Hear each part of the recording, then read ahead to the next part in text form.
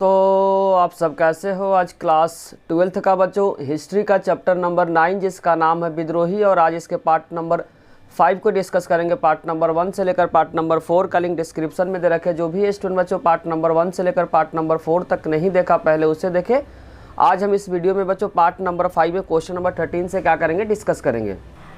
Question बच्चों 13 में जो गिवन है, रक्षकों का अभिनंदन, ध्यान से समझना है।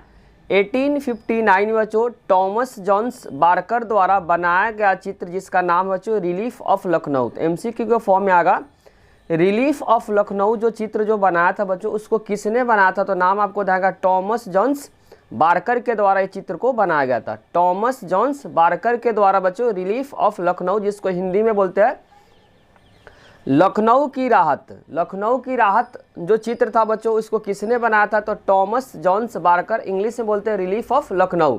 जिस चित्र बनाने वाले का नाम आपको ध्यान रखना बच्चों, शॉर्ट में आप याद रख सकते हैं बारकर।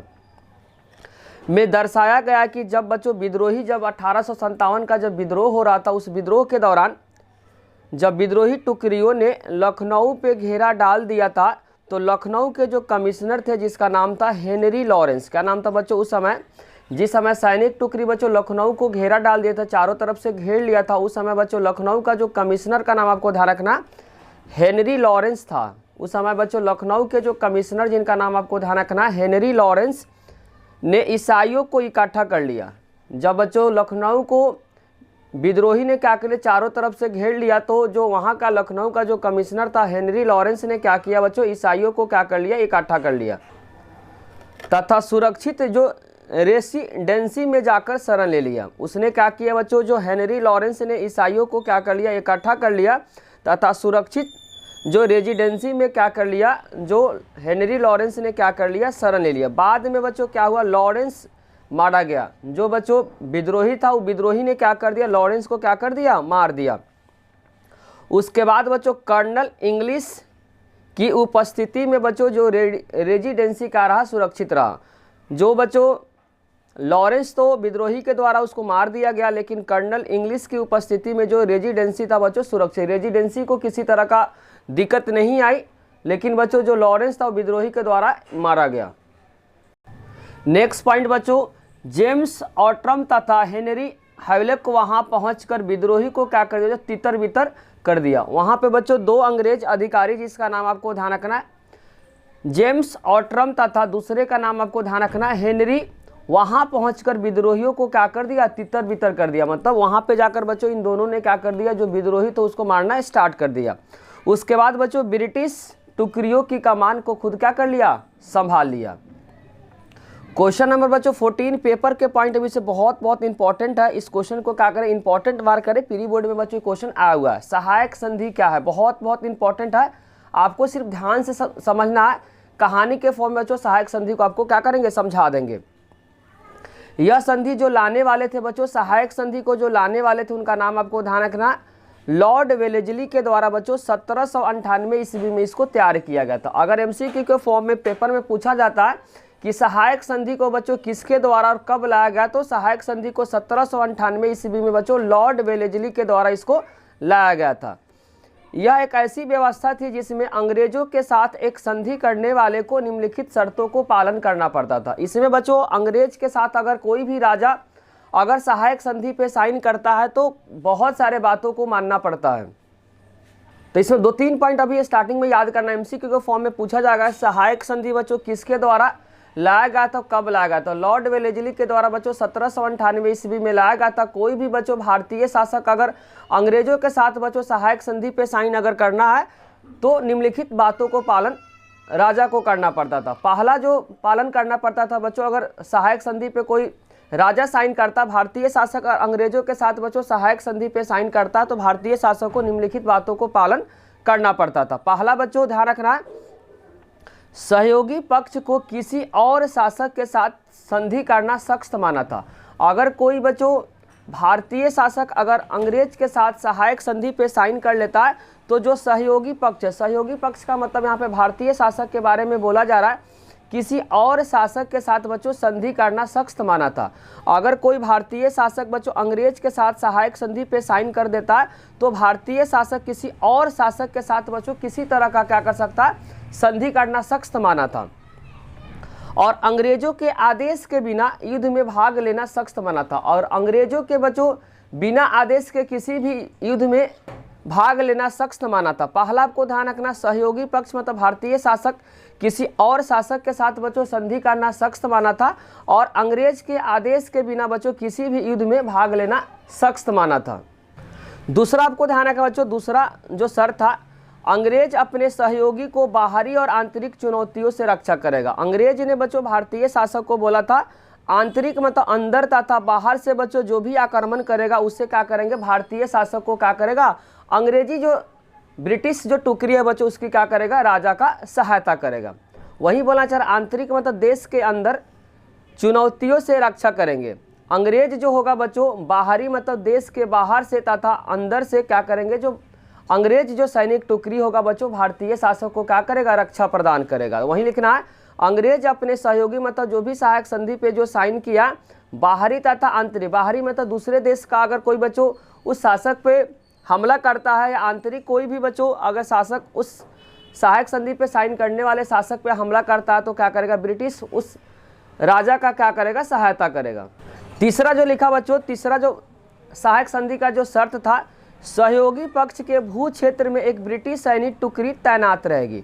यहाँ पे बोला जा रहा बच्चों कि जो भारतीय शासक क्या करेगी, खुद का जो सैनिक है बच्चों उसको भंग कर देगा। खुद का सैनिक को भंग करने का मतलब हुआ अपना सैनिक नहीं रखेगा और उस राजा को बच्चों देख रेख करने के लिए ब्रिटिश सैनिक क्या करेगी, उस राजा का देख रेख करेगा। वहीं बोलना चाह रहा सहयोगी पक्ष के बच्चों भू क्षेत्र मतलब जो जमीन पे एक ब्रिटिश सैनिक टुकड़ी तैनात होगी। राजा खुद का जो राजा के पास बच्चों जो सैनिक है उस सैनिक को क्या करना पड़ेगा, भंग करना पड़ेगा। मतलब राजा क्या कर सकता है बच्चों, अब सैनिक को नहीं रख सकता है, खुद का जो सैनिक है उसे नहीं रखेगा और राजा को बच्चों जो हेल्प करेगा, जो रक्षा प्रदान करेगा, ब्रिटिश सैनिक टुकड़ी करेगा। और बच्चों जो ब्रिटिश सैनिक टुकड़ी का बच्चों जो खर्चा होगा वही राजा देगा। जो भारतीय शासक है बच्चों वह ब्रिटिश सैनिक टुकड़ी जो रक्षा कर रहा, उस रक्षा करने के बाद बच्चों वो ब्रिटिश जो सैनिक है जो रक्षा कर रही है उसका खर्चा कौन उठाएगा बच्चों, भारतीय शासक को उठाना पड़ेगा। सहयोगी पक्ष इस टुकड़ी का रख रखाव की व्यवस्था, सैनिकों का वेतन उस राजा को देना पड़ेगा। सहयोगी पक्ष बच्चों जो भी राजा महाराजा अगर अंग्रेज के साथ बच्चों सहायक संधि पे साइन करता है तो जो ब्रिटिश सैन्य टुकड़ी का रख रखाव का व्यवस्था, सैनिकों का वेतन राजा को देना पड़ेगा। अगर बच्चों सहयोगी पक्ष इस टुकड़ी के रख रखाव का व्यवस्था, सैनिकों का वेतन उस राजा को देना पड़ेगा। इतने सारे बात बच्चों आपको सहायक संधि से क्या करना, याद रखना है। क्वेश्चन नंबर 15 में है अवध में विद्रोह। बहुत इंपॉर्टेंट है बच्चों, इस क्वेश्चन को क्या करें, इंपॉर्टेंट मार्क करें। अवध में बच्चों विद्रोह किस तरीके से हुआ था, क्या कारण था, इस क्वेश्चन में बच्चों पूछा जा रहा है। ध्यान से आपको बच्चों आंसर को समझना, कहानी के फॉर्म में क्या करेंगे बच्चों, समझा देंगे। 1801 ईस्वी में बच्चों अवध पे सहायक संधि को थोपा गया था। तो इस डेट को आपको क्या करना, याद करना। अगर पेपर में पूछा जाएगा बच्चों अवध पे सहायक संधि को कब थोपा गया था, तो 1801 ईस्वी में अवध पे बच्चों सहायक संधि को थोपा गया था। सहायक संधि जो लाने वाले थे उनका नाम आपको ध्यान रखना बच्चों, लॉर्ड वेलेस्ली के द्वारा बच्चों 1798 ईस्वी में लाया गया था। उसके बाद 1851 ईस्वी में बच्चों गवर्नर जनरल, जिनका नाम आपको ध्यान रखना, लॉर्ड डलहौजी, अवध के रियासत के बारे में कुछ बात कहा था। एक गिलास फल एक दिन हमारे मुंह में आकर गिरेगा। ध्यान से समझना बच्चों, दो डेट को अभी यहाँ पे याद करना है। 1801 ईस्वी में बच्चों अवध पे सहायक संधि को थोपा गया था। 1851 ईस्वी में बच्चों भारत का जो गवर्नर जनरल, जिनका नाम आपको ध्यान रखना, लॉर्ड डलहौजी ने अवध के रियासत के बारे में कुछ कहा था। क्या कहा था बच्चों, एक गिलास फल एक दिन हमारे मुंह में आ कर गिरेगा। किसके बारे में बोला बच्चों, अवध के बारे में बोला कि एक गिलास फल एक दिन हमारे मुंह में आकर गिरेगा।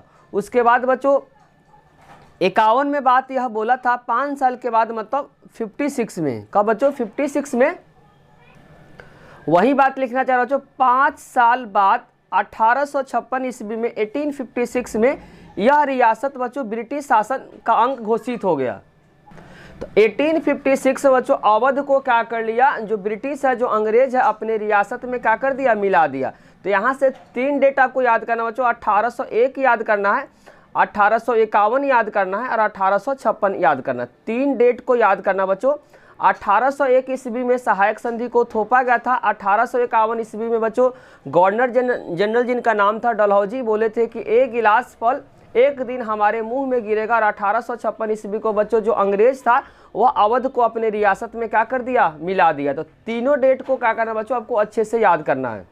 नेक्स्ट पॉइंट बच्चों, जब नवाब अपनी सैनिक ताकत से वंचित होगा, क्योंकि बच्चों जब सहायक संधि लग जाने के बाद कोई भी राजा क्या कर सकता, सैनिक को नहीं रख सकता। उस राजा का जो देख रेख करेगा बच्चों ब्रिटिश सैनिक टुकड़ी करेगा। जब अवध पे सहायक संधि जब लग गया बच्चों तो वहाँ का जो राजा था वह सैनिक से वंचित होगा। वंचित मतलब उसको भंग कर दिया।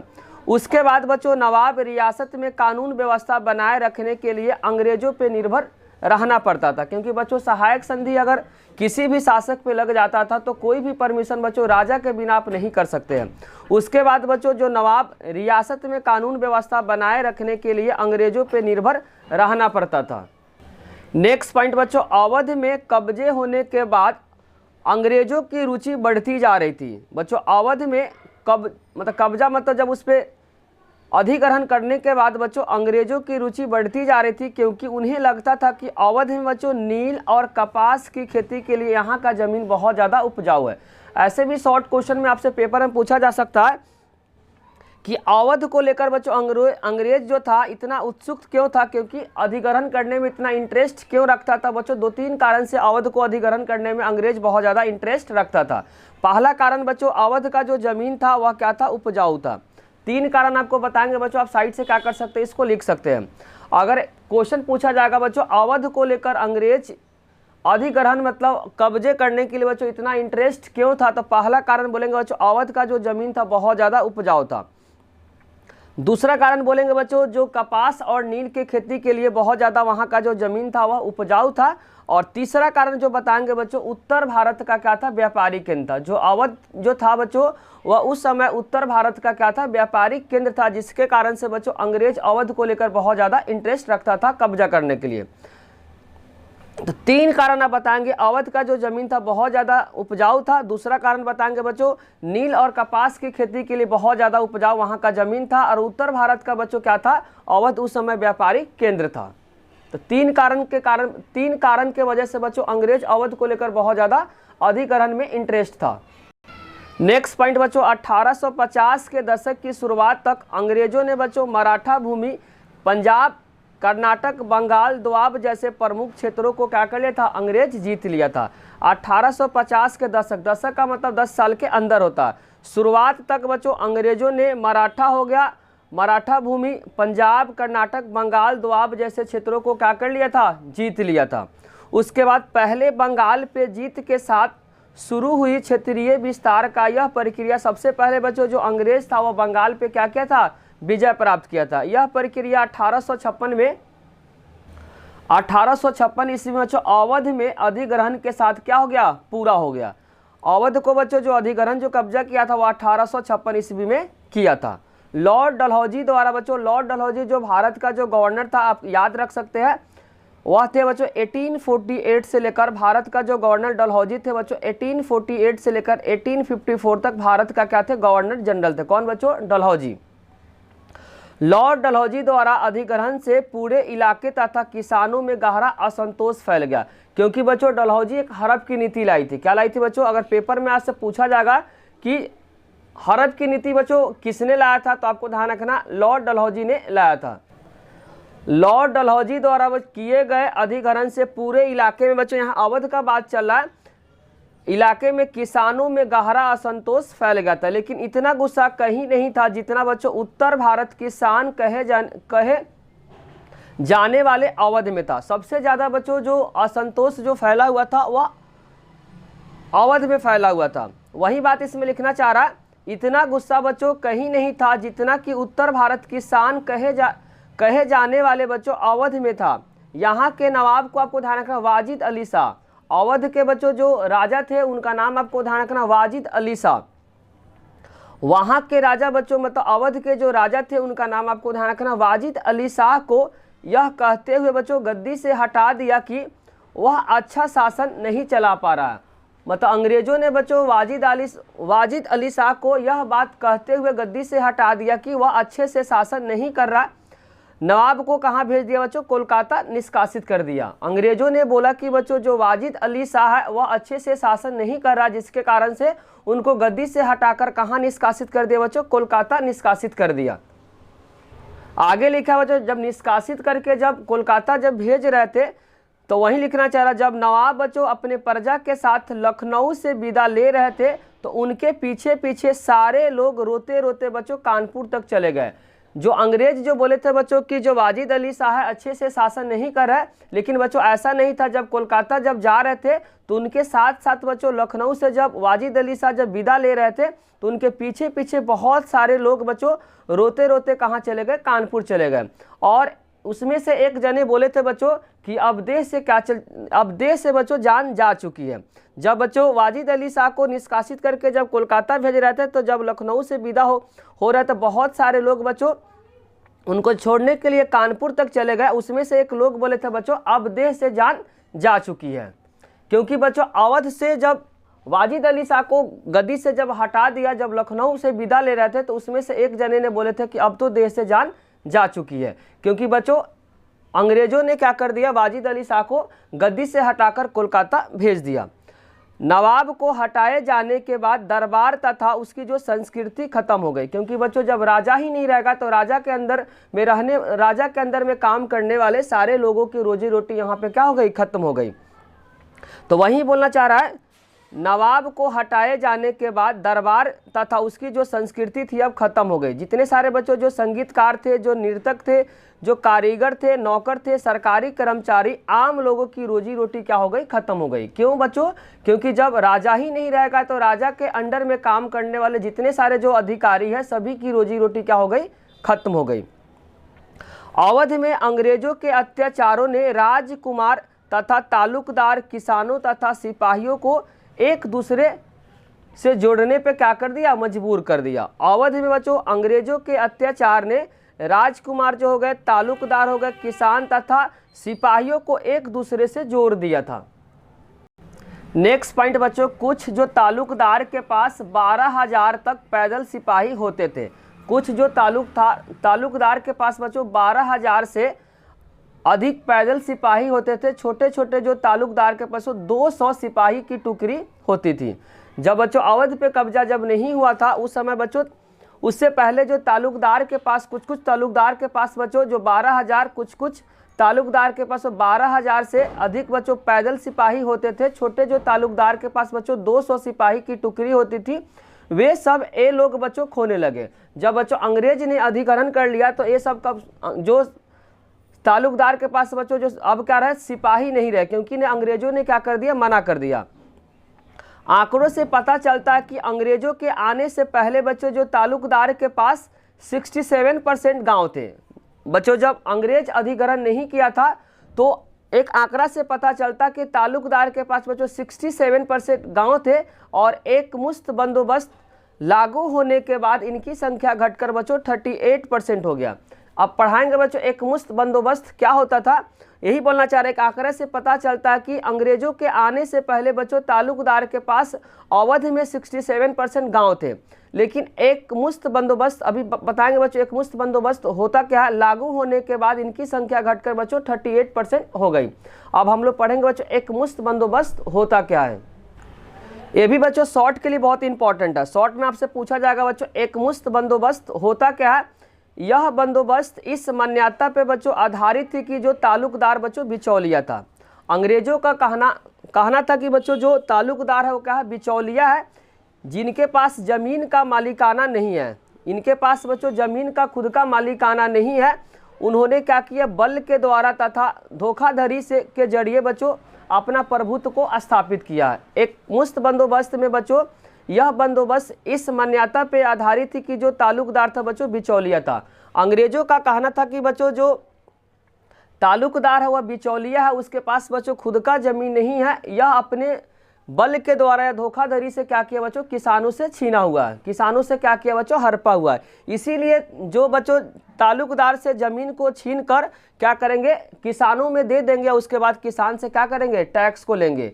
यही था बच्चों एक मुश्त बंदोबस्त। ध्यान से आपको सिर्फ समझना है, यह बंदोबस्त इस मान्यता पे आधारित थी कि तालुकदार क्या था, बिचौलिया था। इसके पास बच्चों खुद की जमीन नहीं थे, इन्होंने क्या किया, या तो बलपूर्वक या धोखाधड़ी से क्या किया बच्चों, जो किसान से जमीन को क्या कर लिया, हड़प लिया। वही बात इसमें बोलना चाह रहा हूं, उन्होंने बलपूर्वक या धोखाधड़ी के जरिए अपने प्रभुत्व को क्या किया, स्थापित किया है।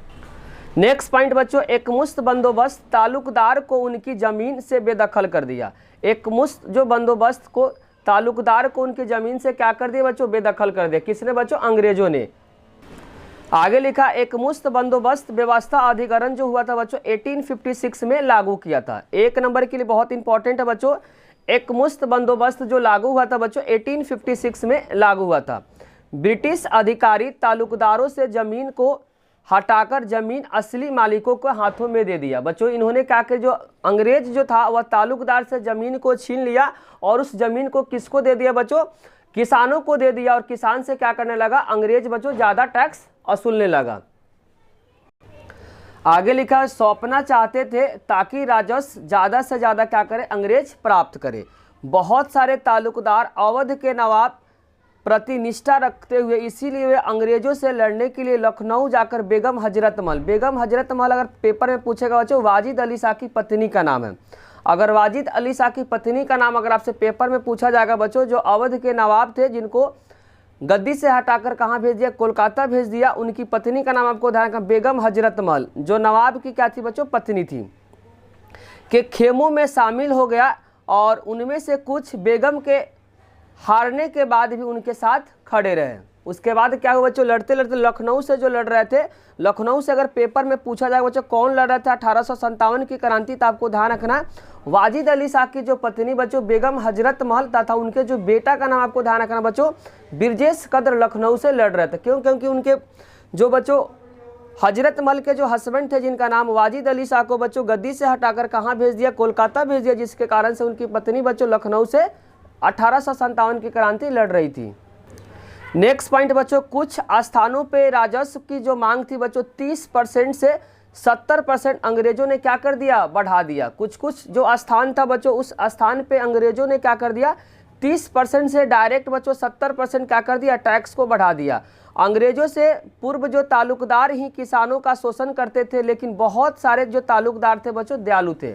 अंग्रेजों के आने से पहले बच्चों जो बहुत सारे जो तालुकदार थे वह किसानों का क्या करते थे, शोषण करते थे, लेकिन बहुत ऐसे जो तालुकदार थे बच्चों वह क्या थे, दयालु थे, जो किसानों के मुश्किल हालात में उनकी मदद करते थे। नेक्स्ट पॉइंट बच्चों, 1820 के दशक में अंग्रेज अफसर तथा सिपाही में बच्चों दोस्ताना मतलब फ्रेंडली ताल्लुक रखते थे। 1820 के दशक में बच्चों अंग्रेज जो अफसर तथा जो सिपाहियों के बीच बच्चों जो रिश्ते थे बहुत अच्छे थे। नेक्स्ट पॉइंट बच्चों, 1840 के दशक में हालात बदलने लगी और अंग्रेज अफसर सिपाहियों के साथ बच्चों अभद्र व्यवहार करने लगे। 1820 के दशक में बच्चों जो ब्रिटिश अधिकारी तथा वह भारतीय सिपाही के बीच बच्चों दोस्ताना रिश्ता था, लेकिन 1840 के दशक आते आते बच्चों हालात बदलने लगे और अंग्रेज जो अफसर थे बच्चों सिपाहियों के साथ अभद्र व्यवहार करने लगे। नेक्स्ट पॉइंट बच्चों, 1850 के दशक तक आते आते उनके बीच बच्चों असंतोष के कई कारण पैदा हो गए। 1850 के दशक आते आते बच्चों जो भारतीय सिपाहियों में असंतोष के कई कारण यहाँ पे पैदा हो गए।